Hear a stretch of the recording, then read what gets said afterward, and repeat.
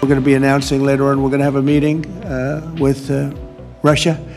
Start off with Russia, and we'll announce a location. I think the location will be a very popular one for a lot of reasons. आज हम बात करने जा रहे हैं ऐसी मुलाकात की जो पूरी दुनिया की राजनीति को हिला सकती है। पुतिन और ट्रंप का हुआ आमना सामना। जी हाँ, मीटिंग हुई अलास्का में अमेरिका की धरती पर और एजेंडा हुआ यूक्रेन का बंटवारा। लेकिन सवाल ये है कि इस मीटिंग से भारत पर क्या असर पड़ेगा? क्या ट्रंप पुतिन से डील के बदले भारत को यूज करने की कोशिश करेंगे? और क्या भारत पर लगे ट्रंप के भारी भरकम टैरिफ इसी मुलाकात के बाद हट जाएंगे या फिर बढ़ेंगे या फिर कुछ और नतीजा निकलकर सामने आएगा? चलिए हम जानते हैं इस रिपोर्ट में। दरअसल कुछ दिनों पहले भारत राष्ट्रीय सुरक्षा सलाहकार अजीत डोभाल रूस पहुंचे थे। उसके तुरंत बाद प्रधानमंत्री नरेंद्र मोदी ने पुतिन से फोन पर बातचीत की और यूक्रेन के मुद्दे पर खुलकर चर्चा हुई। मोदी जी ने इस पर ट्वीट किया और कहा, had a very good detail conversation with my friend president Putin, thank him for sharing latest development on Ukraine. अब पीएम मोदी के इस ट्वीट के कुछ घंटों बाद ही डोनाल्ड ट्रंप ने अपने सोशल मीडिया हैंडल पर घोषणा करते हैं कि 15 अगस्त 2025 को मेरी और रूस के राष्ट्रपति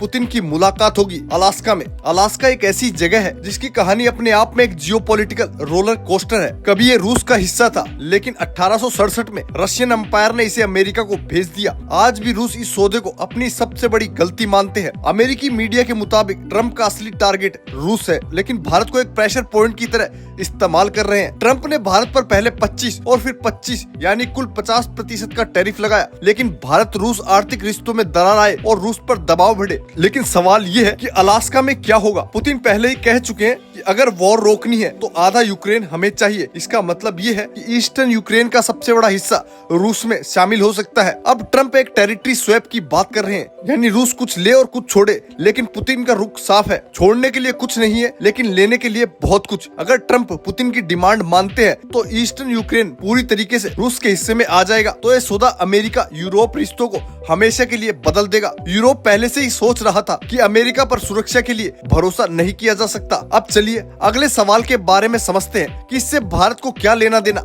सीधे असर होगा भारत और वो दो लेवल पर। पहला, ट्रंप के टैरिफ प्रेशर। ट्रंप चाहेंगे कि पुतिन भारत से तेल बिक्री कम कर दे, बदले में टैरिफ कम करने की डील। अगर पुतिन नहीं मानते तो भारत पर और टैरिफ लग सकते हैं। जियोपॉलिटिकल बैलेंस पर, अगर अमेरिका रूस में डील हो जाती है तो भारत को रूस से सस्ते तेल और हथियारों में दिक्कत आ सकती है। अगर ये डील फेल हो जाती है तो ट्रंप, चीन और भारत दोनों पर टैरिफ का दबाव बढ़ सकता है। अब 6 दिन बाद जब ये समिट होगा तब रूस उठाएगा मुद्दा, भारत को क्यों टारगेट किया जा रहा है। ट्रंप कहेंगे टैरिफ हटाना है तो लैंड डील में कुछ दो। पुतिन कह सकते हैं लैंड नहीं लेंगे बस। इसलिए ये एक मीटिंग में खत्म नहीं होगा। 2, 3, 4, 5 यहाँ तक कि 6-7 समिट लग सकते हैं। बीच बीच में गुस्सा, धमकी और शायद पब्लिक स्टेटमेंट में तीखे शब्द सुनने को मिल सकते हैं। अगर अलास्का मीटिंग फेल हो जाती है तो ट्रंप चीन पर भी भारत जैसा टैरिफ लगा सकते हैं। भारत पर अतिरिक्त दबाव डालकर रूस से तेल खरीद पूरी तरह से रोकने की कोशिश करेंगे। ग्लोबल ट्रेड में नई ब्लॉकेज, जिससे भारत की इकोनॉमी पर असर पड़ सकता है। और अगर डील हो गई, भारत को रूस से तेल कम सस्ता मिल सकता है, लेकिन अमेरिका के साथ टैरिफ वॉर शायद कम हो सकता है। भारत के लिए यह समय स्ट्रेटेजिक बैलेंस दिखाने का है। भारत ना तो अमेरिकी दबाव में रूस को छोड़ेगा और ना ही रूस की वजह से अमेरिका से रिश्ते बिगाड़ेगा। ये डिप्लोमेटिक चाल भारत को वर्ल्ड पॉलिटिक्स में सबसे मजबूत पोजीशन दिला सकती है। तो 15 अगस्त 2025 अलास्का, पुतिन ट्रंप की मीटिंग सिर्फ रूस यूक्रेन की बात नहीं, ये भारत की अर्थव्यवस्था, एनर्जी, सिक्योरिटी और ग्लोबल पोजीशन से जुड़ी हुई है। अब आपका क्या कुछ कहना है इसके बारे में? जिस तरह की ये मीटिंग होने वाली है उसको लेकर हमें कमेंट में जरूर बताएं। अगर आपको ये जानकारी अच्छी लगी तो चैनल को लाइक और सब्सक्राइब जरूर करें।